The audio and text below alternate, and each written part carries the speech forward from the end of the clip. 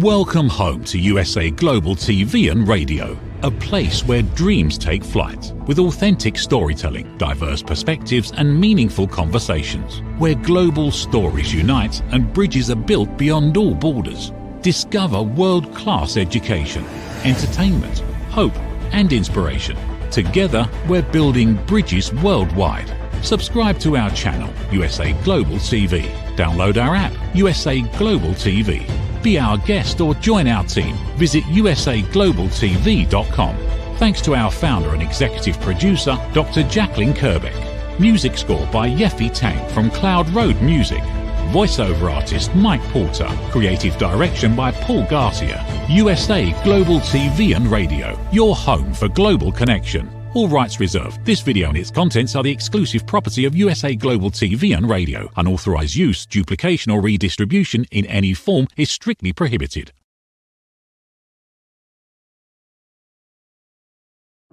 USA Global TV and Radio proudly presents The Corner Bookstore, hosted by Red O'Loughlin.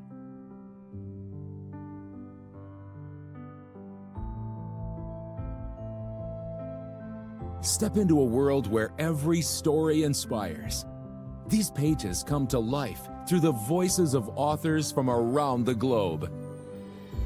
Written by our global community of TV show hosts and best-selling authors, these works span genres, generations, and geographies, united by the power of storytelling. Discover your next favorite book and meet the minds behind the work.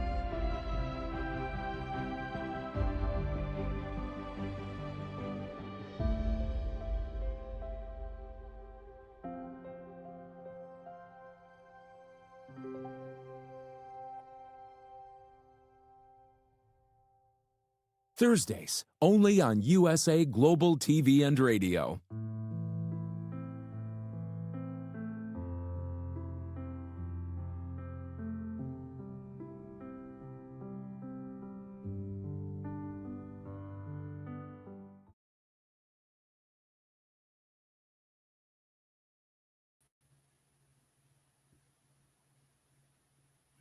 Howdy, Red O'Loughlin here. Welcome to the Corner Bookstore on the USA Global TV and Radio Network. Almost should call it Thursday with Red because for the next couple hours after this show, I have two more shows going on. So Thursdays, I have at 11 o'clock the Corner Bookstore. Then at noon, I have the Wise Ones. And at 1 o'clock, I have Talking Heads. When I'm not doing TV shows, I research the human body at the cellular level. Chemically speaking, I look for cause and effect relationships. Treat a cause, fix a problem. Treat symptoms, and you'll always be treating symptoms. And so that's what I write about. This is what I speak about. I've got a few books on that topic. In fact, my topic today is on Parkinson's. What are the causes? How do you prevent it? What triggers it? That would be my topic today on the Talking Heads. But my main topic today is C.J. Peterson. C.J. is a dear friend of mine. We've known each other for a number of years. And she has, I could take 2 minutes on each of the topics that I want to talk to her about, and we'd be here until next Thursday. It's just amazing the amount of stuff this woman has accomplished. So, CJ, please join me up here on stage. Hi. Good to see you again. It's been a little while, hasn't it? It has. Thank you for having me on. I appreciate you. You have a saying, and I really love it. I'm going to start off with that one. The stories are fiction, but the journey is real. I think it's something like that. Tell us a little bit about that before we get started, because I think that kind of summarizes up a lot of stuff in your life. That is actually my tagline. What the stories are fiction, the journey is real. I like to take people on a journey in my stories, in my life, and pretty much everything that I do. Whether it's they're reading one of my storybooks, whether they're taking a journey in my videos, whether it's in my blog, because I have a Journey Through the Dash is the blog that I started, whether it's the books that they pick up. If I can make you laugh and cry in one book, then I have done my job. I have reached the interior of your emotional core. And that's my goal, is to do that. Fantastic. I 10-time award-winning author. That's pretty impressive. You write in a number of different genres: fiction, adult, fantasy, romance. One of the ones I wanted to ask you about, I was looking through your list, Christian fiction. Is that Christian figures in the Bible that you bring out and develop, or what is exactly that kind of genre? Well, I write Christian fiction, and I basically, everything else is kind of all encompassed. I tell people it's Christian fiction, but it's not your mama's Christian fiction. If you're looking for Janet Oki, just keep looking. I am a sci-fi geek. I am a fantasy geek. And I decided that basically everything else is multi-genre underneath it. I have supernatural / paranormal. I have time travel.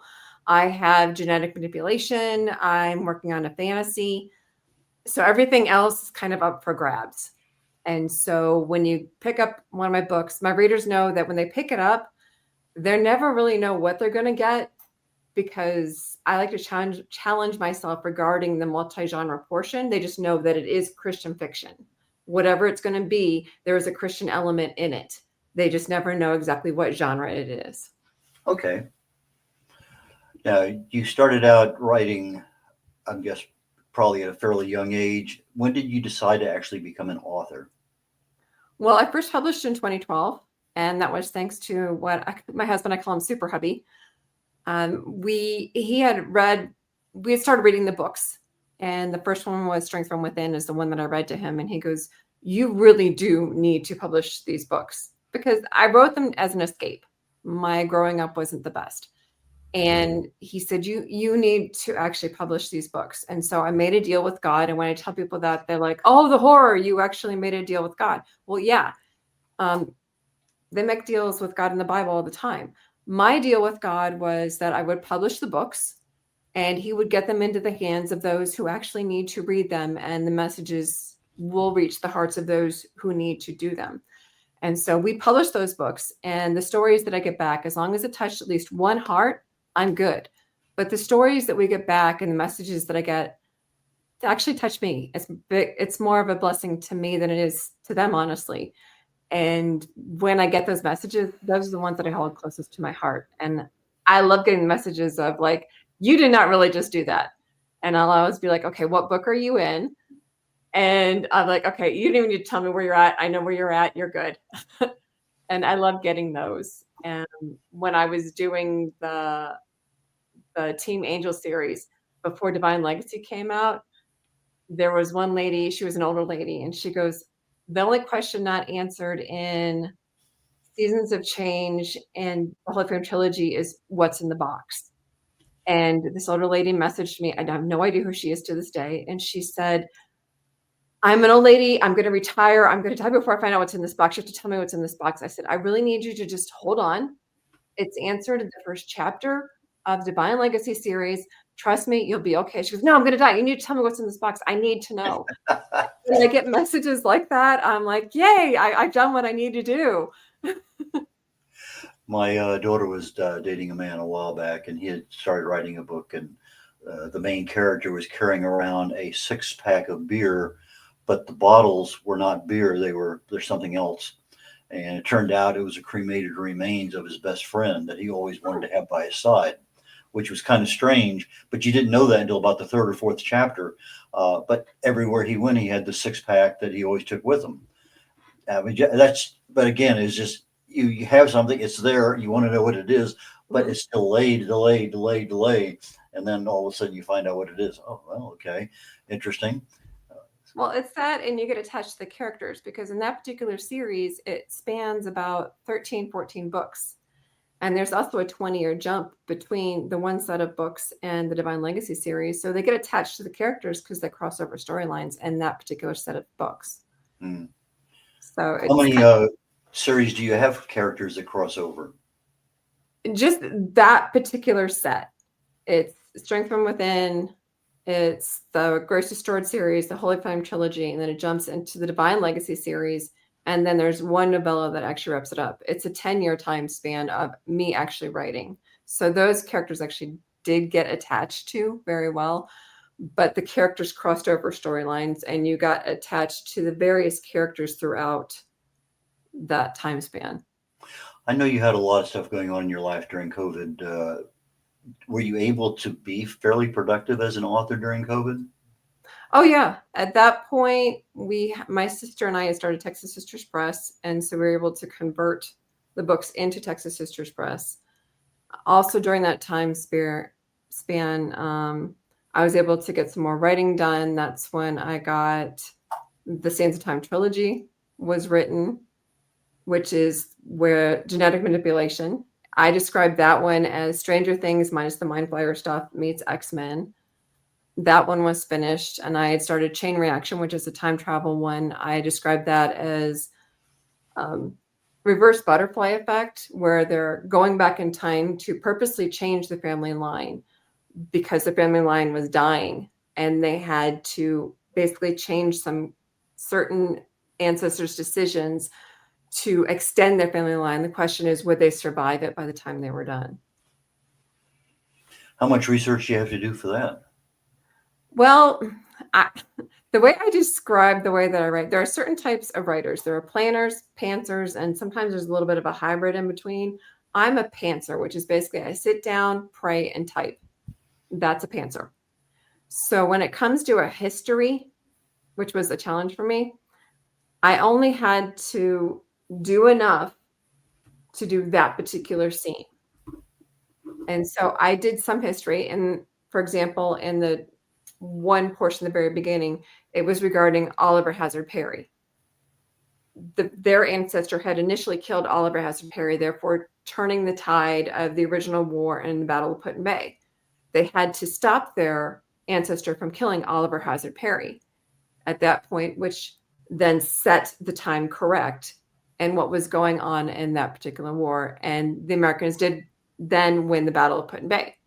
The next one, they jumped to the 1920s where there was prohibition. And so there was a little bit of research that needed to be done, but not a whole lot. The next one, they jumped into the 1980s. So you had to go with technology, but you had to figure out clothing. You had to figure out, there were no bobby pins in, 1813. So I had to figure out certain clothing. I had to figure out certain things regarding the timelines, but just for that particular time. I didn't have to do deep dive research. I just had to figure out what I needed for that time. What other genres do you read for pleasure? Well, when I'm writing, I don't read others, but I do enjoy mysteries. I enjoy spiritual warfare. I enjoy Frank Peretti. I love Frank Peretti. I have a myriad of them. I don't know if you can see them all behind me. I love science fiction. I love just about everything. I have a wide variety of things that I just love to read. If it's not boring, I usually read it. Okay, so you're writing your books. Editing has always been a major challenge for us writers. That's one of those things that, yeah, I read it. There's nothing wrong. And then all of a sudden somebody else, what? Why do you have that? And it's just, so editing, I'm sure with you is the same way. I haven't found any author that just loves editing. It's just one of those things that you're an editor or you're a writer, but you're usually not both. But most of the time you end up doing a lot of your own editing. What were your first couple of 3 books like versus the books you're doing now? Well, I had to rewrite my first book, which was the bane of my existence. It took me a whole lot longer to do that because I am a pantser. However, because Strength from Within was part of that huge set, I had to rewrite it. That took me a whole lot longer. Normally, it takes me like a month, maybe 6 weeks to write a book and then edit it and send it through. But my editing process usually is I write it and then I read through it, and then Super Hubby and I blow it up, and then I read it aloud and he sits beside me and makes sure that everything looks what I'm reading it. And then I send it to my content and copy editor, who is very brutal. So if you have an editor, make sure they are brutal because you want them to be. And then they send it back to me, and then I re-edit it, and then I send it through Voice Dream Reader. So I am reading it at the same time that it's being read to me. Therefore, I'm making sure that it's reading aloud and it's sounding how it's supposed to be as I'm reading it along. And then I do the same thing again where I blow it up and I'm verbally reading it while Super Hubby's reading it along with me before I even send it up. So it crosses no less than several pairs of eyes prior to going up. The ability to read and hear at the same time is amazing, because you think you wrote something, but when you actually hear it and you're seeing it, sometimes you still see what you thought you wrote, but it doesn't sound right. And I find that to be a very amazing way to do things. So you ended up re-editing or rewriting or whatever. And that sometimes, as you say, can take a long time. Nowadays, the process is fairly well streamlined, and you write a book in a month, 6 weeks, was another 2 weeks, 4 weeks, 6 weeks to get the final version ready for publication. It doesn't take me that long. Usually it takes my editor about 2 to 3 weeks per book. And then once I get it, it doesn't take me anywhere near that long. And then I do my own book covers. I do my own book trailers. And so once that gets up, it's kind of up to Ingram and Amazon as far as once those are done, getting them together and getting them up and out. Okay. Book covers. Let's talk about that for a minute. Mhm. Where is I know you're a content creator, but that creativity for a cover, and you got some really amazing covers. Well, thank you. Where does that come from? You write the book and then the cover kind of develops from that, or you have the cover and you kind of go back and forth? It's the reverse. What I do is I have in my mind usually what I want my character to look like. And so I tend to go to Dreams Time is usually where I get my stock photos. And so I find my main character in Dreams Time, and I pull that cover, that person down.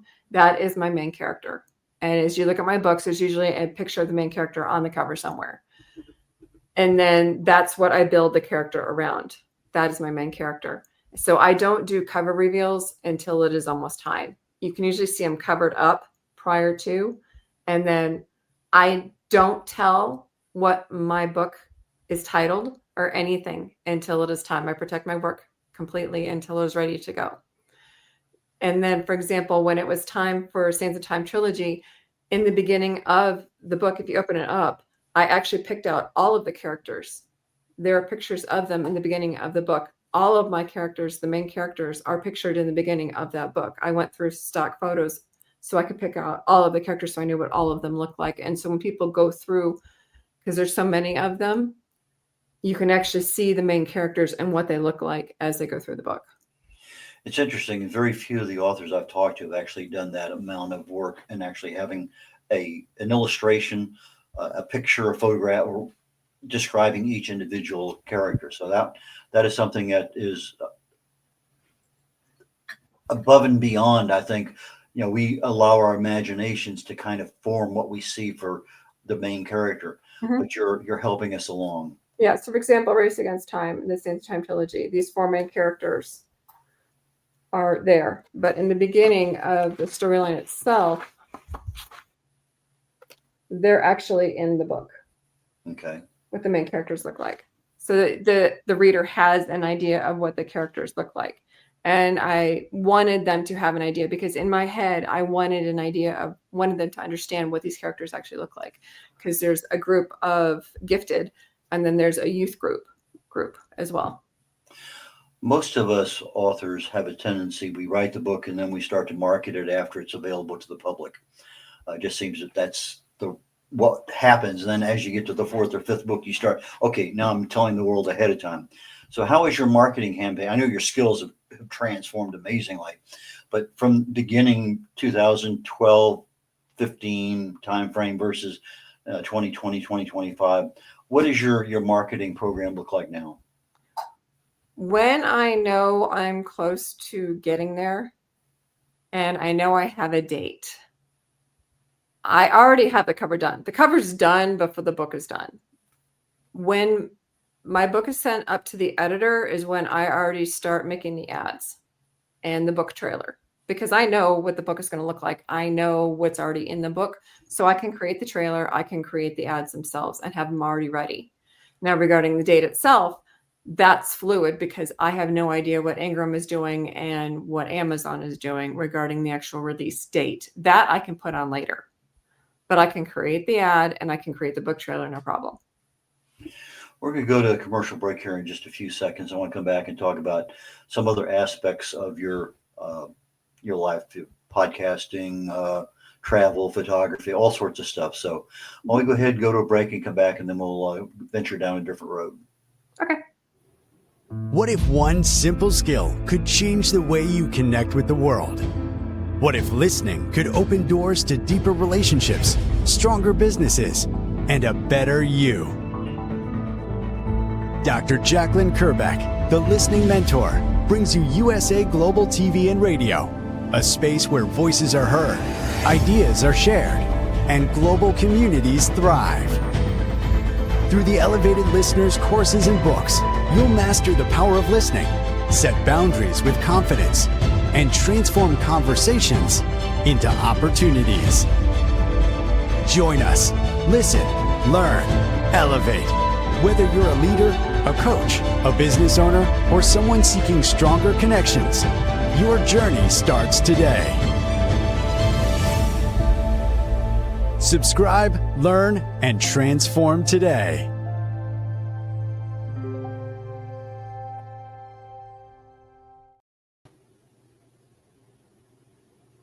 Brett O'Loughlin here. We're on the Corner Bookstore on the USA Global TV and Radio Network. And my guest today is CJ Peterson. CJ, please join me again. Social media. Which social medias have you ventured into, and which ones have you finally decided this is where I'm at?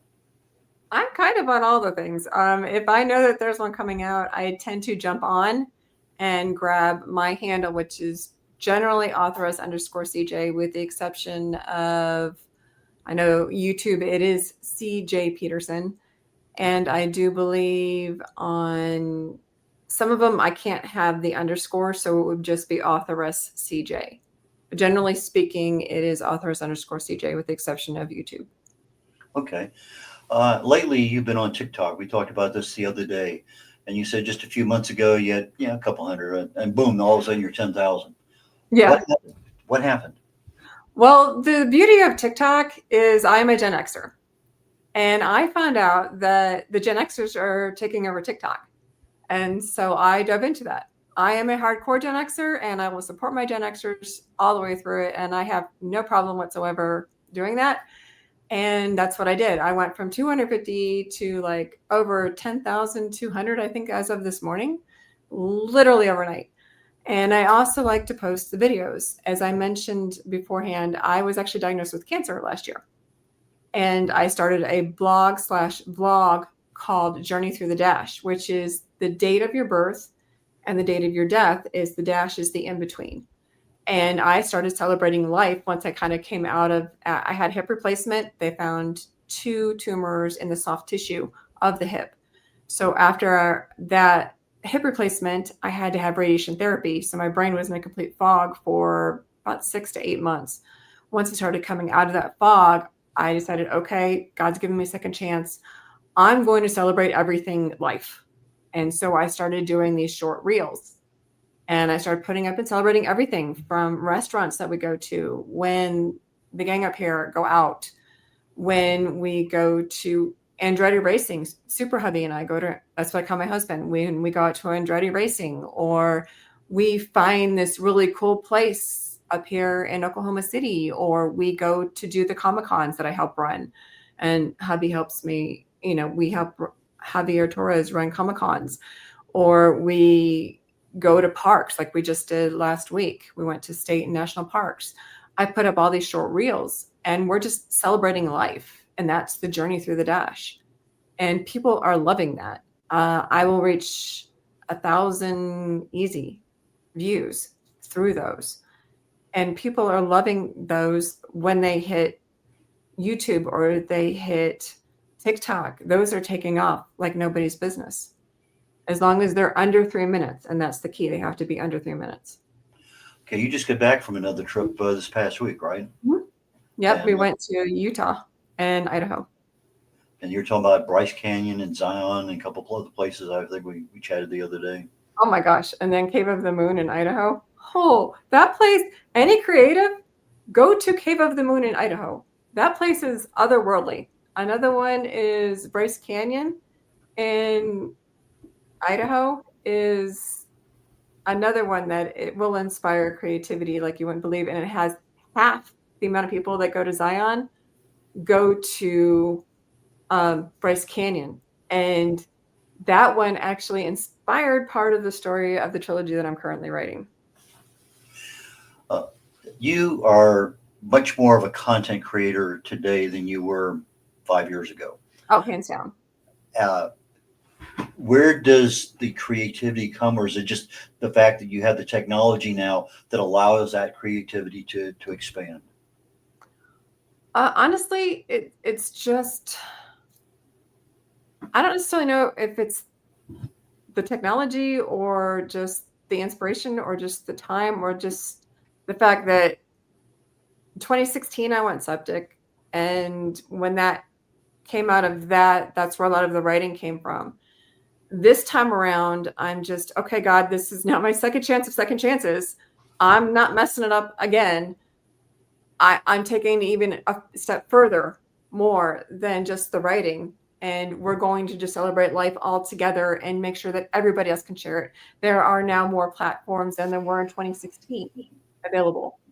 And this allows me a bigger platform to share it on more than there were in 2016. So there's more platforms and technology along with it than there were then. And so as more become available, you have Gab, you have Truth, it's not just the standard Facebook, Instagram, and Twitter that's available now. Well, X. There's so much more available now than there was even then. And so when you grab a hold of all of that, you have a whole world now that's open to you that wasn't before. What amount of time do you spend on a daily basis actually doing marketing for your books? Marketing for the books takes off on their own, actually. I get messages all the time of people trying to market for me. And I'm like, I haven't actually done a whole lot of marketing for my books, but they always seem to continue to sell. I've started picking up the marketing for the books themselves again, and I'm refreshing those because I had been down so far on my own because of the cancer. And I had also gone to school the year before. But I have yet to not sell books each month. And now that I've started another trilogy, which is the fantasy trilogy, that should be coming out in 2026, at least the first book should, then I'm starting to refresh what I have already out. And now I'm starting to refresh what I've got out with the book trailers and putting those back out again, and now putting them on TikTok. And I'm allowing that to refresh back out again, and people are starting to pick those up again, and the sales are starting to come out again. Okay, so when you do a book trailer, typically how much time does that take? Honestly, not too much. I've already got access to the shorts, and so I put them together pretty quickly. But I am a little bit more technologically oriented than others. When I do speaking engagements, I did one in July. I did a week-long speaking engagement, and I did an equip class is what I called it. Equip 101, 201, 301, 401. And I basically did everything from sit down and type to book trailers to book covers to everything from go to woe and beyond, including finding scammers in the entire class. And so as a speaker, I can pretty much cover anything that anybody wants because I do all the things. And that's why I laugh half the time people message me because they're like, well, I can do this. Well, so can I, and I can do it for free. I've seen a few of those myself, actually. But, oh, would you like to write a book? Okay, yeah, well, okay. But anyway. Publish a book. No, I can do it for free. But travel and photography, let's go down those couple roads there. Photography, where did you develop your skill level there? It's time and angles. When Super Hubby and I first got together, he has slowly developed his as well, because I learned to show him through my camera lens and through my now phone lens. I'll look at this angle or look at that angle, and he's starting to get, as he calls it, artsy. where he's like, hey, check this out. And I'm like, oh, that's cool. Then I just tilt it just a little bit more. He goes, oh, that's even better. And he's just like, oh, that's really cool. So when you learn to work with light and angles, you start to see stuff a little bit differently. When we took the Navajo Trail down at Bryce Canyon, there were people that were walking by and they'd look at what we were doing. They kind of look over our shoulders and they'd be like, that's a really cool angle. Or we'd be walking down and I'd stop and I'd take like 5-second videos, because you could do that with CapCut and you can make really cool videos that way, but that'd be like 5 to 6 seconds. And then CapCut only takes like 2 or 3 and sometimes 6 seconds of the videos. And so I'd line it up and they'd be like, what are you doing? And I'd say, well, see how that particular one has like a little window. And if you look through it, it looks like Table Mountain in South Africa. I'm like, oh, that's really cool. I didn't see that. Well, you need to stop and look, not just walk to the next destination. Stop and take a look around you, because you're missing views that are right there. And you got to stop and look. Yeah, many years ago, decades ago, I used to carry cameras, filters, all lenses, all sorts of stuff wherever I went, and it got involved with reflections off of things and night photography, and nowadays you carry your entire world in just one little thing, and it's just not. It's different, but it's the same. Mm-hmm. But when I want to do something with an f-stop, okay, just manually set up, boom. I can, but nowadays it's not quite the same. But anyway, it's something I enjoy doing. I just don't do it as much as I used to. But every so often I walk by, oh, the sun just hitting that pearl. I remember Trieste, Italy, and it was just that one time when the sun was shining. I had to get a camera because it doesn't last. The sunset shots, they don't last that long. And I had one trip when my wife and I did the Camino de Santiago. I had one picture that out of 3,500 I took. Mm-hmm. That is my favorite, because it was like a golden hue over everything in the morning. And I took another picture literally a minute or two later, and it wasn't the same. And mm-hmm. So it's not only having the technology and knowing how to use it, but identifying this is the time when you can really see something. And that's what I think you have, is the fact that that creativity in your brain, you see something and you can develop it more than just mm-hmm. enjoy it enjoy it and savor it and share it with others. Is that a fair statement? Yeah. And it's even like when we went to Cave of the Moon in Idaho, we hiked this one thing. It was called Inferno Cone. Initially, it started off, it looked like there was just this little hill. It's not. It's this little hill plus another little hill plus another little hill to get to the top of this cone, where I swear they had to have had like oxygen tanks and a Red Cross up there, but they didn't. But by the time you got up there and took a look around, at the top of there, one of the videos I did is, hey, any movie producers, any directors, any authors, any vloggers, any type of creatives, get up here, because things that are growing up here shouldn't. And the views up here would inspire you to write things that you never thought you could. And one of these caves that we went into, the one where I actually bit it and my knee kind of took a nice chunk out of it, it looked like something that was a cross between the movie Damsel, the show The Witcher, and Lord of the Rings. And when we came out of it, it looked like we're coming out of Mordor. When you find these places, this is the stuff that inspires you to write. This is the stuff that is in the US. And if you stay in your little hidey hole and you just write in your little office, you're not going to find the creativity in your little office. I mean, you can, but you need to go out and find it in the world that's around you. You'll find it in the people. You'll find it in the places. You'll find, unique people. We ran into people all over the place. If you look at some of my videos, there are people in those videos that we ran into. And they're actually in there of people that we talked to and that we met. And I love meeting people and including them in the videos as well. Podcasting, that's another area you've gotten into here recently. Talk about that. I've been podcasting actually for a while, but we have two different types of podcasts. We have Magic Making Mischief with my Magic Making Mischief sisters, Mommy Rolla and Nikita.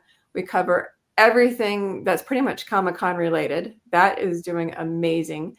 We have voice actors, we have actors, we have cosplayers, we have musicians, we have artists, we have everything. You can look us up there. That's Magic Making Mischief. You can find out on my website underneath the podcast. The other one is with author Michael Scott Clifton. We had to suspend that for a while due to the cancer because technologically he's not quite there yet, whereas Mombi could cover me. We are actually reinitiating that one in January. That covers everything author related. So any authors who want to be on, let us know. We do that one. It's not your standard one though. It's topic based. So for example, Red, if you wanted to be on it, you'd say, hey, my topic based is health. What makes your books different than somebody else in the health related business is what I would ask you. And you would tell me. And then we would discuss your books as well. So it's very topic based. And that makes ours a little bit different than somebody else. But we cover everything from AI to audiobooks to marketing to everything that I know, y'all are going to know. And that's the beauty of, what we do. And Mike and I have been doing this. This will be our 5th season. And so it's all on there. Yeah. One thing I didn't ask you about earlier, I have it on my mental list of things, is AI, because some people as authors shun it. Other people use it, whatever reason they need. What's your liaison with AI? AI, I think, is a problem. And here's why. When people write with AI, and I ran into this in college as well, I write what I write from my brain. When people write from AI, they're pulling from other people. And I don't think people today sometimes realize that. They look at it as a cheat. It is a cheat because you are plagiarizing somebody else. AI pulls it from the internet. It is a tool. If you get stuck and may need it to use it as a prompt, that's a little bit different. But when people are using it to write speeches, when they're using it to write books, when they're using it to write other things, that's a problem. Because it is being pulled from somewhere else. It's being pulled from somebody else's work. Generally speaking, there are 7 basic storylines in the entire planet. The difference is the people's experiences of the writers. When you use AI to write your stories or you're using AI to write whatever you're writing, that's a problem because it is pulling it from other people's stories and you are technically plagiarizing without knowing that you're doing it. So AI is a problem and it's going to be a problem. It has to come from here and it has to come from creativity. And AI is pulling the ingenuity out of the world. And in doing so, the schools are doing it too, because they're pulling out the arts. They're pulling out the creativity, which means that it's actually making the kids the creatives, it's making the creatives feel less than, because it's pulling all the arts out of school and focusing on athletics and academics as opposed to arts. And that's a problem as well. We're getting ready to end here very quickly. How do people get their books? Do you have any classes coming up? Anything at all that people should know? My books are all online, and so are they're on my website, cjpetersonwrites.com. A portion of the proceeds of all of my novels go to charities, and you can find all of that online, as well as my book trails at cjpetersonwrites.com. It is all on there everywhere. If you scroll down just below a little bit, all of my socials are on there. And those are those standard socials. Go just a little bit lower, and you can even find my non-standard socials as well. Non-standard socials. Interesting. Yeah, just below there. Well, the non-standard ones where they don't have all the links. Go a little bit lower. Right there are the social media profiles. Yeah, I was actually in that this morning looking at some things. So anyway, CJ, thank you so very, very much. I really and truly appreciate your time today. Well, thank you for having me on. I really appreciate you. And I look forward to our next visit, and maybe down the road I can be a guest on one of your shows. You never know. Definitely. Anytime. Hit me up. I got you. Anybody who wants to let me know, it's cjpetersonwrites@yahoo.com. If you're interested in either Magic Making Mischief or on Book World, let me know. Fantastic. Thank you, CJ. We'll catch you later on, and we will catch the USA Global TV and Radio Network, the Corner Bookstore, next week, same time, same station. In about 20 minutes, the Wise Ones, I'll be the host on that particular show coming up here shortly. So you all have a great day, and we'll catch you later on. Bye now. We face daily cyber risks, spending over 7 hours of screen time, including 4.5 hours on mobile phones. This convenience comes with significant dangers, with cybercrime costs predicted to exceed $10.5 trillion by 2025. In 2023 alone, seniors lost over $3.4 billion to cybercrime. Our goal is to make social engineering concepts of cybersecurity easier to understand. We work with business teams, senior living facilities, investment companies, and educational institutions, both individually and in groups. We offer real-life examples to help you recognize and prevent attacks, with sessions available both in person, in selected regions, and remotely. Schedule your training session, or to learn more, contact us today. Call us at 847-845-9360. Email us at info@cybersecurityeasy.com. Protect your team and family with cybersecurityeasy.com. In a world craving connection, one platform dared to dream bigger. USA Global TV and Radio, a beacon for global voices, authentic storytelling, and elevated listening. Led by visionary Dr. Jacalyn Kerbeck, the journey from a spark to a global force is now captured in one inspiring book. Honored with YouTube's Silver Creator Award for surpassing 100,000 subscribers, discover the evolution, the challenges, the triumphs, and the unstoppable spirit that created a global movement. Executive producer Dr. Jacalyn Kerbeck. Music score by Yeffy Tang. Creative director Paul Garcia. This video and its contents are the exclusive property of USA Global TV and Radio. Unauthorized use, duplication, or redistribution in any form is strictly prohibited. Now an Amazon #1 new release in paperback and ebook. Broadcasting Brilliance, the evolution of USA Global TV and Radio, is inspiring readers around the world. Join the movement that's redefining global media one story at a time. USA Global TV and Radio proudly presents Tracy Cram Perkins, a dementia caregiving survivor teaching how to balance care with peace of mind. #1 resource for dementia caregivers. It's the book Dementia Home Care: How to Prepare Before, During, and After. Over 17,000 copies sold of this must-have guide. And now a testimonial from Tracy Smith. If I was to describe this book to someone who is going through a similar situation, I would underscore how important it is to have some sort of a tool or a guidebook to help you through certain stages. And there's so many, it's such an unknown topic to the average person. And to have this as a reference is essential. It's going to help you get through it personally, as well as help your loved one manage. To learn more, go to TracyCramPerkins.com. Tracy Cram Perkins is an award-winning author. She's also the host of Dementia Home Care television show. Watch it here on USA Global TV and Radio.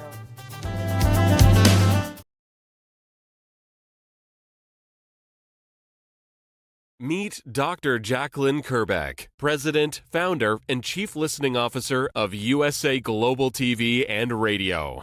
She is a certified life, career, and executive coach. Dr. Jacalyn is the Amazon #1 best-selling author of Behind the Green Screen.